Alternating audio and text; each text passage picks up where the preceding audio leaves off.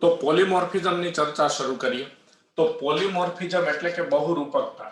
તો આપણે વાત કરીએ એમ કે માનવ વસ્તી છે એમાં તમે એક સાથે ઘણી બધી વ્યક્તિઓને જોવો તો તમને ખ્યાલ આવે કે ભાઈ એમાં કંઈક ને કંઈક વિવિધતા હોય છે, એમાં કંઈક ને કંઈક વેરિએશન હોય છે. એ જે વિવિધતા હોય છે, વેરિએશન હોય છે, એને શું કહેવાય? પોલીમોર્ફિઝમ કહેવાય, બહુરૂપકતા કહેવાય. તો એના એક એક પોઈન્ટ આપણે જોઈએ. આના દરેક પોઈન્ટ એ તમારે અલગથી જ યાદ રાખવા પડે એમ છે. તો જો સેટેલાઇટ ડીએનએ આપણે આગળ જોઈ લીધું, કાલે જ સેટેલાઇટ ડીએનએ વિશે જોઈ લીધું. ભાઈ ડીએનએ માં જે નાઇટ્રોજન બેઝના ક્રમ એવા હોય છે કે વારંવાર કોઈ વ્યક્તિમાં રિપીટ થતા હોય છે, બરાબર? એટલે દરેક વ્યક્તિમાં સજીવના ડીએનએમાં એ જે ભાગ રિપીટ થતો હોય છે, બરાબર, એને સેટેલાઇટ ડીએનએ કહેવાય. તો સેટેલાઇટ ડીએનએ કોઈ પણ પ્રોટીન માટે સંકેતન કરતા નથી, એ નોન કોડિંગ ક્રમ હોય છે. નોન કોડિંગ ક્રમ હોય છે એટલે કોઈ પણ પ્રોટીન સંશ્લેષણ માટે સંકેત આપતા નથી, બરાબર છે? પરંતુ તે હ્યુમન જીનોમનો મોટો ભાગ બનાવે છે. હવે હ્યુમન જીનોમનો મોટો ભાગ બનાવે છે એટલે કે ડીએનએ છે, બરાબર, એનો મોટો ભાગ એ સેટેલાઇટ ડીએનએ થી બનેલો છે, બરાબર? તો સેટેલાઇટ ડીએનએ કોઈ પણ પ્રોટીન માટે સંકેતન કરતા નથી, પરંતુ તે હ્યુમન જીનોમનો મોટો ભાગ બનાવે છે. આ સેટેલાઇટ ડીએનએમાં ઉચ્ચ સ્તરની બહુરૂપકતા જોવા મળે છે. તો બહુરૂપકતા એટલે વેરિએશન. હમણાં આપણે જોયું કે ભાઈ દરેક વ્યક્તિમાં ઘણી બધી બાબતમાં બહુરૂપકતા હોય છે, તેની ઊંચાઈ, તેનો દેખાવ વગેરે. તો આ સેટેલાઇટ ડીએનએમાં ઉચ્ચ સ્તરની ઘણી બધી બહુરૂપકતા જોવા મળે છે, જે ડીએનએ ફિંગરપ્રિન્ટનો આધાર છે.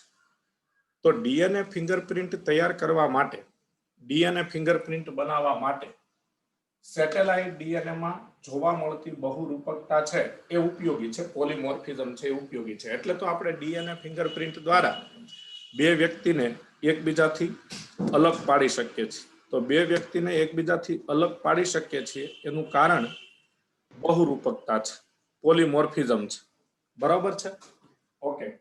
કોઈ પણ વ્યક્તિની પ્રત્યેક પેશીઓ એટલે કોઈ પણ વ્યક્તિના શરીરની દરેક પેશીઓ, જેવી કે રુધિર, એટલે તમે કોઈ વ્યક્તિનું બ્લડ લો, વાળની પુટિકા એટલે વાળનો નીચેનો ફૂલેલો જે છેડો છે એને વાળની પુટિકા કહેવાય. તો વાળની પુટિકા, પછી ત્વચા, હાડકા, લાળ, શુક્રકોષ વગેરેમાંથી પ્રાપ્ત ડીએનએમાં એક સરખી બહુરૂપકતા જોવા મળે છે. એટલે એનો મિનિંગ એવો થયો કે તમે કોઈ પણ વ્યક્તિના શરીરમાંથી કોઈ પણ કોષ લ્યો, વાળની પુટિકા લ્યો, રુધિર લ્યો, શુક્રકોષ લ્યો, મોઢામાંથી ઉત્પન્ન થયેલી લાળ રસ લ્યો, કોઈ પણ કોષ લ્યો, તો પુટિકા, વાળની પુટિકા, ત્વચા, હાડકા, રુધિર, લાળ, શુક્રકોષ વગેરેમાંથી પ્રાપ્ત ડીએનએમાં એક સરખી બહુરૂપકતા જોવા મળે છે, જે ફોરેન્સિક એપ્લિકેશનમાં એક ઓળખ સાધન તરીકે ઉપયોગી છે. એટલે આ રીતે ડીએનએ ફિંગરપ્રિન્ટનો ઉપયોગ છે એ ફોરેન્સિક ક્ષેત્રે થાય, એટલે કે ગુનેગારોની ઓળખ કરવા માટે થાય. તો એ ગુનેગારોની ઓળખ કરવા માટે તે એક અગત્યનું સાધન બને છે, બરાબર? ઓકે. કારણ કે શરીરના કોઈ પણ ભાગના કોષમાંથી તમે ડીએનએ લો તો ડીએનએમાં બહુરૂપકતા એક સરખી હોય, એટલા માટે. બહુરૂપકતા પિતૃમાંથી સંતતિમાં વારસામાં આવે છે. આ તો માતા પિતામાં જે પ્રકારની બહુરૂપકતા હોય, પોલીમોર્ફિઝમ હોય, એ પોલીમોર્ફિઝમ તેની સંતતિના વારસામાં આવે છે. એટલે જ્યારે પિતૃત્વ માટે વિવાદ ઉભો થાય, એટલે કે કોઈ બાળક છે એના પિતાની સાચી ઓળખ કરવી છે, તો એ પિતૃત્વ માટે વિવાદ ઉભો થાય ત્યારે ડીએનએ ફિંગરપ્રિન્ટ ઉત્તમ કસોટી છે. તો એ પિતૃત્વ માટેના વિવાદ પણ આ ડીએનએ ફિંગરપ્રિન્ટ દ્વારા ઉકેલી શકાય છે. કારણ કે આપણે જોયું કે પોલીમોર્ફિઝમ છે એ વારસાગત છે, અને વારસાગત છે એટલે માતા પિતામાંથી તેની સંતતિના વારસામાં આવે છે. તો માતા પિતામાંથી તેની સંતતિના વારસામાં આવે છે, બરોબર? એટલે સ્વાભાવિક છે કે પિતૃત્વ માટેનો જ્યારે કોઈ વિવાદ ઉભો થાય છે ત્યારે ડીએનએ ફિંગરપ્રિન્ટ છે એક ઉત્તમ કસોટી છે. બહુરૂપકતા હ્યુમન જીનોમના આનુવંશિક નકશા તૈયાર કરવા માટે પણ ઉપયોગી છે. તો કાલે પણ આ પોઈન્ટની આપણે ચર્ચા કરી કે હ્યુમન જીનોમ પ્રોજેક્ટનું કાર્ય પૂર્ણ થયું અને ડીએનએમાં બધા જ નાઇટ્રોજન બેઝના ક્રમની ઓળખ થઈ ગઈ. પછી એક મોટો પડકાર એ હતો કે કઈ રીતે એ આનુવંશિક નકશા તૈયાર કરવા. કે ભૌતિક નકશા તૈયાર કરવા હ્યુમન જીનોમના, તો એમાં પણ પોલીમોર્ફિઝમ બરાબર એ ઉપયોગી છે. હવે બહુરૂપકતા વિકૃતિને કારણે ઉત્પન્ન થાય છે. એટલે એમ કે ડીએનએમાં જે આ બહુરૂપકતા જોવા મળે છે, એટલે કે બે વ્યક્તિઓ એકબીજાથી અલગ પડે છે, તો એ બહુરૂપકતા શેના કારણે ઉત્પન્ન થાય છે? તો બહુરૂપકતા વિકૃતિને કારણે ઉત્પન્ન થાય છે. કોઈ પણ વ્યક્તિમાં નવી વિકૃતિ તેના દૈહિક કોષો કે જન્યુ ઉત્પન્ન કરતા કોષોમાં ઉદ્ભવે છે. તો વિકૃતિ તો આપણે જાણીએ છીએ, 5મા ચેપ્ટરમાં પણ એક નાની એવી ટૂંકનોંધ હતી કે વિકૃતિ છે ને શરીરના દૈહિક કોષો, વિકૃતિ શરીરના દૈહિક કોષો, દૈહિક કોષો એટલે કે આપણા શરીરમાં, માનવ શરીરમાં પ્રજનન કોષ સિવાયના કોષોને દૈહિક કોષો કહેવાય. એટલે હાથના કોષો, પગના કોષો, શરીરના અંદરના અંગોના કોષો, જઠર કે આંતરડાના કે ફેફસાના કોષો, એ બધા કોષો દૈહિક કોષો છે. બરાબર? એટલે દૈહિક કોષો એ પ્રજનન કોષો સિવાયના તમામ કોષોને દૈહિક કોષો કહેવાય. તો વિકૃતિ છે એ કોઈ પણ વ્યક્તિમાં તેના દૈહિક કોષો કે જન્યુ ઉત્પન્ન કરતા કોષોમાં જોવા મળે છે. હવે જન્યુ ઉત્પન્ન કરતા કોષો છે એ આપણે જાણીએ છીએ કે એને જનન અધિચ્છદના કોષો કહેવાય છે. દાખલા તરીકે પુરુષના શરીરમાં શુક્રપિંડની અંદર શુક્રોત્પાદક નલિકાઓ હોય. એ શુક્રોત્પાદક નલિકાઓ છે તેની દિવાલના જે કોષો છે એ શુક્રકોષો ઉત્પન્ન કરે. એટલે શુક્રોત્પાદક નલિકાની દિવાલના જે કોષો છે એ જન્યુ ઉત્પન્ન કરતા કોષો છે, એમાં વિકૃતિ આવી શકે. એટલે ટૂંકમાં વિકૃતિ છે એ શરીરના કાં દૈહિક કોષોમાં આવી શકે અને કાં જન્યુ ઉત્પન્ન કરતા કોષોમાં આવી શકે. જો જનન કોષોમાં ઉત્પન્ન થતી વિકૃતિ, એટલે જનન કોષોમાં એટલે પ્રજનન કોષ ઉત્પન્ન કરતા કોષોમાં ઉત્પન્ન થતી વિકૃતિ કોઈ વ્યક્તિની પ્રજનન ક્ષમતાને ગંભીર અસર ન કરે, તો વિકૃતિ તેની સંતતિમાં સ્થળાંતરિત થાય છે.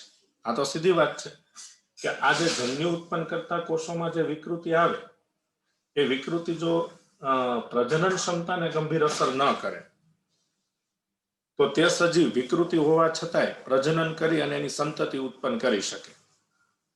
એટલે એ વિકૃતિ એ પિતૃમાંથી તેની સંતતિમાં આવે, બાળકમાં આવે, જેનાથી વસ્તીના બીજા સભ્યોમાં તે લિંગી પ્રજનન દ્વારા ફેલાય છે. કારણ કે પછી એ બાળક પુખ્ત બની, એ વ્યક્તિ પુખ્ત ઉંમરે પહોંચી અને તેના લગ્નથી જે બાળકો થાય એમાં પણ એ વિકૃતિ આવે. પ્રજનન ક્ષમતાને અસર કરતી નથી વિકૃતિ, એટલે એ સજીવ દ્વારા નવી સંતતિ ઉત્પન્ન થાય અને સંતતિમાં વિકૃતિ આવે અને એ રીતે વિકૃતિ વસ્તીના સભ્યોમાં ફેલાય છે.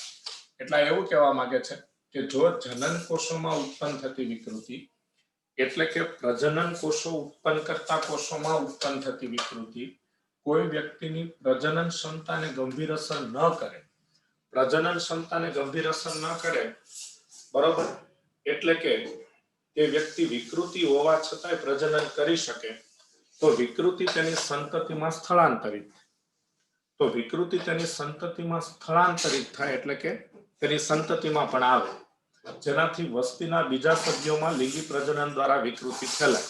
કારણ કે સંતતિઓ પુખ્ત બને અને ત્યારે એમની સંતતિઓ ઉત્પન્ન કરે તો એમાં પણ વિકૃતિ આવે. જો મનુષ્યની વસ્તીમાં 0.01 થી વધુ આવૃત્તિમાં, એટલે જે કુલ માનવ વસ્તી હોય, માનવ વસ્તીની જે કુલ સંખ્યા હોય એમાં 0.01 થી વધુ આવૃત્તિમાં, એટલે કે 0.01% વધુ લોકોમાં એક જગ્યાએ એક કરતા વધુ એલએલ હોય. અહીંયા આમ તો એલએલ એટલે આપણે બધા જાણીએ છીએ કારકો, કારકો એટલે જનીન, પણ જનીન શું હોય છે? ડીએનએ નો એક ચોક્કસ ભાગ જ હોય છે અને ડીએનએ છે એ નાઇટ્રોજન બેઝના બનેલા હોય છે, ન્યુક્લિયોટાઇડના બનેલા હોય. એટલે તો એવું કહેવા માંગે છે કે એક જગ્યાએ એક કરતા વધારે એલએલ હોય તો એલેલિક અનુક્રમની ભિન્નતાને પરંપરાગત રીતે ડીએનએની બહુરૂપકતા કહેવાય. એટલે આ વ્યાખ્યા આપણે સમજીએ કે ભાઈ ડીએનએની બહુરૂપકતા, જેને આપણે પોલીમોર્ફિઝમ કહીએ છીએ, કે ભાઈ લોકો વચ્ચે જે તફાવત જોવા મળે છે, તમે ઘણા બધા લોકોનું એક સાથે અવલોકન કરો અને એ બધા લોકોમાં, એ બધી વસ્તીમાં તમને જે ભિન્નતા જોવા મળે છે, બરોબર છે, કોઈની હાઈટ વધુ છે, કોઈની હાઈટ ઓછી છે, ચામડીના રંગમાં ફરક છે, આ બધી બાબતને આપણે બહુરૂપકતા કહીએ છીએ. તો આ બહુરૂપકતાની પરંપરાગત એટલે કે ટ્રેડિશનલ વ્યાખ્યા શું છે, સાચી વ્યાખ્યા શું છે? તો એમ કહેવા માંગે છે કે મનુષ્યની વસ્તીમાં 0.01 થી વધુ આવૃત્તિમાં એક જગ્યાએ એક કરતા વધુ એલએલ, અહીંયા એલએલ નો અર્થ નાઇટ્રોજન બેઝ, એવો હમણાં કરી નાખો સમજવા માટે. એટલે એક જગ્યાએ એક કરતા વધારે એલએલ હોય તો એલેલિક અનુક્રમની જે ભિન્નતા છે, એટલે નાઇટ્રોજન બેઝના ક્રમની જે ભિન્નતા છે, તેને પરંપરાગત રીતે ડીએનએની બહુરૂપકતા કહેવાય છે. અથવા જો એક વારસાગત વિકૃતિ વસ્તીમાં વધુ આવૃત્તિથી જોવા મળે તો તેને ડીએનએની બહુરૂપકતા કહેવાય. તો આ સમજવા માટે અહીંયા આપણે ડીએનએ ના અણુમાં સમજી લેશું. જો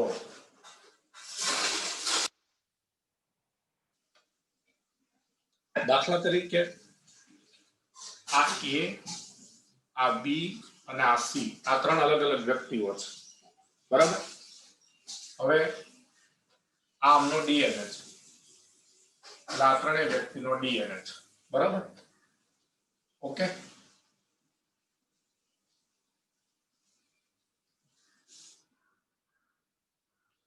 હવે અહીંયા એ જી સી નાઇટ્રોજન બેઝ છે, આમાં પણ એ જી સી નાઇટ્રોજન બેઝ છે. આપણને ખબર છે કે ભાઈ 99.9% તો સમાનતા જ છે ડીએનએ માં, દુનિયાની બધી વ્યક્તિના ડીએનએ માં. તફાવત માત્ર 0.01% જ છે, બરાબર. તો આ એજીસી એજીસી એજીસી, હવે એવું કહેવા માંગે છે ને કે કોઈ એક જગ્યાએ એક કરતા વધુ એલએલ, એટલે કે કોઈ એક જગ્યાએ, બરાબર, નાઇટ્રોજન બેઝના ક્રમમાં ફેરફાર હોય, બરાબર. તો એક જગ્યાએ, બરાબર, નાઇટ્રોજન બેઝના ક્રમમાં ફેરફાર હોય તો એને પોલીમોર્ફિઝમ કહેવાય. તો હવે આગળ જુઓ, અહીંયા આ ચોથો નાઇટ્રોજન બેઝ છે એ ટી છે, આ વ્યક્તિમાં. પછી આ વ્યક્તિ બી માં છે ને આ ચોથો નાઇટ્રોજન બેઝ છે, માની લો કે એચ, અને આ વ્યક્તિ સી છે, એમાં ચોથો નાઇટ્રોજન બેઝ સી છે, બરાબર. હવે જો બાકીના નાઇટ્રોજન બેઝ પણ લખી દઈએ. દાખલા તરીકે આ C G T C H, same ક્રમ આમાં C G T C H, તો એવી રીતે આ સી જી, બરાબર, આ ટી સી એચ. ઓકે, તો આનો મતલબ શું થયો કે આ ત્રણ વ્યક્તિ અલગ અલગ છે, એ બી સી, આ ત્રણેય વ્યક્તિના ડીએનએ છે. તો ત્રણેય વ્યક્તિના ડીએનએ માં આમાં ચોથા ક્રમ પર ટી છે, આ વ્યક્તિમાં ચોથા ક્રમ પર એ છે, અને આ વ્યક્તિમાં ચોથા ક્રમ પર સી છે, બરાબર. એટલે કોઈ એક જગ્યાએ નાઇટ્રોજન બેઝનો ક્રમ અલગ પડે છે, તો આને ડીએનએ ની બહુરૂપકતા કહેવાય. એટલે જો કોઈ વસ્તીમાં કોઈ એક જગ્યાએ, બરાબર, ઓકે, તો કોઈ એક જગ્યાએ નાઇટ્રોજન બેઝના ક્રમમાં ફરક હોય, બરાબર, તો એને શું કહેવામાં આવે? બહુરૂપકતા. એટલે મનુષ્યની વસ્તીમાં 0.01 થી વધુ આવૃત્તિમાં એક જ જગ્યાએ એક કરતા વધુ એલએલ હોય, એટલે એક વ્યક્તિમાં ટી છે, એક વ્યક્તિમાં એ છે, એક વ્યક્તિમાં સી છે, એટલે ત્રણેય વ્યક્તિમાં એક જગ્યાએ અલગ અલગ નાઇટ્રોજન બેઝ છે, બરોબર. એટલે એક જગ્યાએ એક કરતા વધુ એલએલ હોય, નાઇટ્રોજન બેઝ હોય, તો તેને શું કહેવામાં આવે? ડીએનએ ની બહુરૂપકતા. ઓકે, તો આ થઈ વ્યાખ્યા. હવે આગળ વધીએ. તો આગળના પોઈન્ટમાં આપણે એવી ચર્ચા કરવાની છે કે આવી બહુરૂપકતાની સંભાવના નોન કોડિંગ ડીએનએ માં વધારે છે, કારણ કે આ ક્રમમાં થતી વિકૃતિ, બરોબર, વ્યક્તિની પ્રજનન ક્ષમતાને તાત્કાલિક અસર કરી શકતી નથી. તો આવી વિવિધતાની સંભાવના, આવી વિવિધતા વિવિધતા એટલે અહીંયા બહુરૂપકતા જ થશે, બરોબર. તો આવી વિવિધતા, બરોબર, એટલે કે બહુરૂપકતા ની સંભાવના, બહુરૂપકતા છેલ્લો પોઈન્ટ છે, ની સંભાવના, બરાબર. આવી વિવિધતાની સંભાવના નોન કોડિંગ ડીએનએ માં વધુ હોય છે. Non coding DNA, non coding DNA એટલે ડીએનએ નો જે ભાગ પ્રોટીન સંશ્લેષણ માટે સંકેત ન કરે, પ્રોટીન સંશ્લેષણ ન કરે, એ non coding. Non coding DNA માં વધુ હોય છે. જો કે આગળ પણ આપણે પોઈન્ટ નોંધેલો જ છે કે સેટેલાઇટ ડીએનએ છે એ કોઈ પ્રોટીન માટે સંકેત કરતા નથી, કારણ કે આ સેટેલાઇટ ડીએનએ માં થતી વિકૃતિ વ્યક્તિની પ્રજનન ક્ષમતાને તાત્કાલિક અસર કરતી નથી. તો આ વિવિધતાની સંભાવના નોન કોડિંગ ક્રમમાં શા માટે વધુ છે? તો એનું કારણ આપીએ. કારણ કે આ જે ક્રમ છે સેટેલાઇટ ડીએનએ, બરોબર, નોન કોડિંગ ક્રમ એટલે સેટેલાઇટ ડીએનએ. કારણ કે આ ક્રમમાં થતી વિકૃતિ, કારણ કે આ અનુક્રમોમાં થતી વિકૃતિ, અનુક્રમોમાં થતી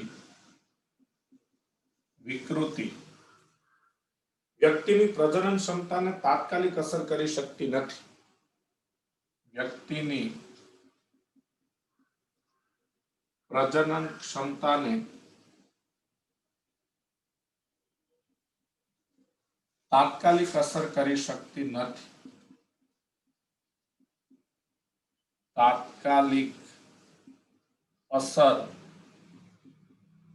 કરી શકતી નથી, બરાબર.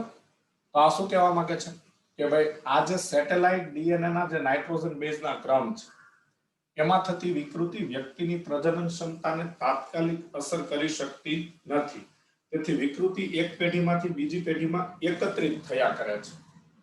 તેથી વિકૃતિ એક પેઢીમાંથી બીજી પેઢીમાં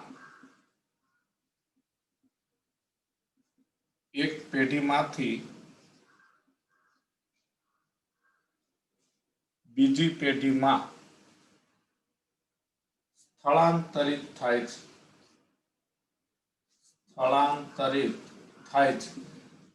તો આપણે જોયું કે નોન કોડિંગ ક્રમમાં વિકૃતિ આવે એટલે નોન કોડિંગ ક્રમ વાળો ભાગ છે એવો ભાગ છે ડીએનએ નો જે સેટેલાઇટ ડીએનએ છે કે તો કોઈ પ્રોટીન ઉત્પન્ન કરે નહીં, પ્રોટીન માટે કોઈ સંકેત આપે નહીં, બરોબર. એટલે નોન કોડિંગ ક્રમમાં ઉત્પન્ન થતી વિકૃતિ છે એ વ્યક્તિની પ્રજનન ક્ષમતાને તાત્કાલિક અસર ન કરે, એટલે એ વ્યક્તિ પ્રજનન દ્વારા, લિંગી પ્રજનન દ્વારા તેની નવી સંતતિ ઉત્પન્ન કરે. એટલે વિકૃતિ એક પેઢીમાંથી બીજી પેઢીમાં, બરોબર, સ્થળાંતરિત થઈ જાય છે. કારણ કે સંતતિઓ ઉત્પન્ન થાય એટલે સંતતિમાં જે સેટેલાઇટ ડીએનએ છે એ પિતૃ ડીએનએ જેવો જ આવે.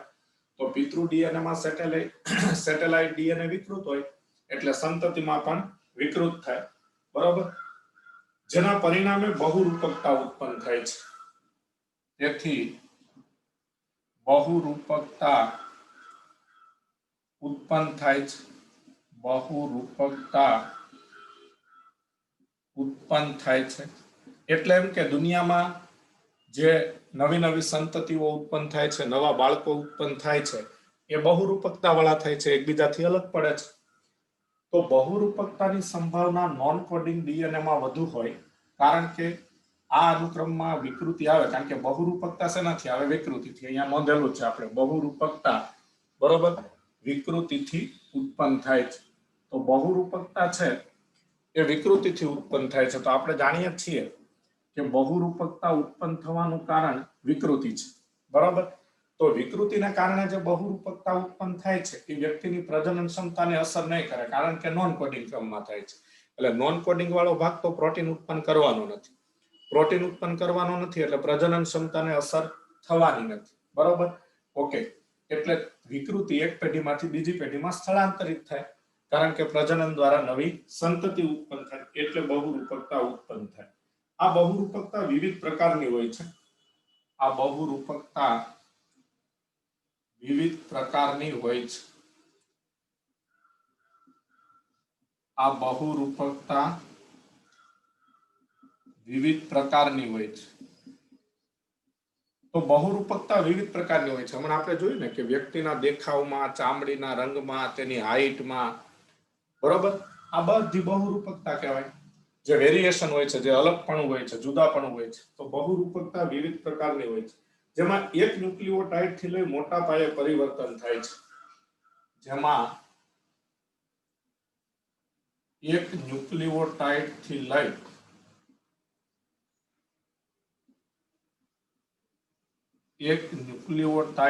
લઈ મોટા પાયે પરિવર્તન થાય છે. એક ન્યુક્લિયોટાઇડ થી લઈ મોટા પાયે પરિવર્તન થાય છે. એટલે એ પોઈન્ટ એવું કહેવા માંગે છે કે અહીંયા મેં તમને કીધું કે આ 3 વ્યક્તિઓ છે એના ડીએનએ માં એક નાઇટ્રોજન બેઝમાં ફરક છે. એવું બને કે કોઈ 2-5 વ્યક્તિની સરખામણી આપણે કરીએ અને એના ડીએનએ નું આ રીતે નાઇટ્રોજન બેઝ નો ક્રમ ચેક કરવામાં આવે તો 2 નાઇટ્રોજન બેઝમાં ફરક હોય, 5 નાઇટ્રોજન બેઝમાં ફરક હોય, 20 નાઇટ્રોજન બેઝમાં ફરક હોય, એટલે કે ક્રમ અલગ અલગ હોય. તો મોટા પાયે તેમાં પરિવર્તન હોય છે. ઉદ્વિકાસ કે જાતિ નિર્માણમાં આવી બહુરૂપકતા ખૂબ જ ઉપયોગી છે. તો ઉદ્વિકાસ અથવા જાતિ નિર્માણમાં બરાબર, ઉદ્વિકાસ અથવા જાતિ નિર્માણમાં ઉદ્વિકાસની ક્રિયાથી નવી જાતિનું નિર્માણ થાય. એટલે ઉદ્વિકાસ અથવા જાતિ નિર્માણમાં આવી બહુરૂપકતા એ ખૂબ મોટી ભૂમિકા છે. આવી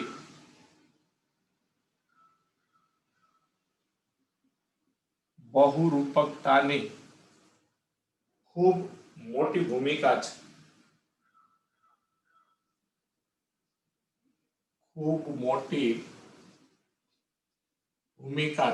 એટલે આ પોઈન્ટ એવું કહેવા માંગે છે કે ભાઈ બહુરૂપકતાને કારણે ઉદ્વિકાસ અને ઉદ્વિકાસને કારણે નવી જાતિનું નિર્માણ થાય.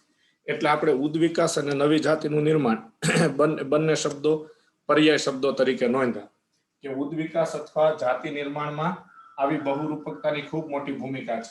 તો સજીવોમાં જે આવી બહુરૂપકતા જોવા મળે છે, પોલીમોર્ફિઝમ જોવા મળે છે, એના કારણે બરાબર સજીવોમાં બહુરૂપકતાને કારણે વિવિધતા જોવા મળે છે. એટલે ઉદ્વિકાસ શક્ય બને છે અને નવી જાતિઓનું નિર્માણ થાય છે.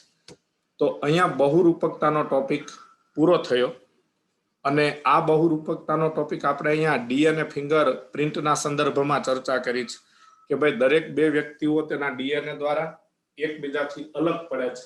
એટલે કે વ્યક્તિઓમાં બહુરૂપકતા જોવા મળે છે. તો અહીં આપણે આ લેક્ચર પૂર્ણ કરીએ છીએ. Hello sir.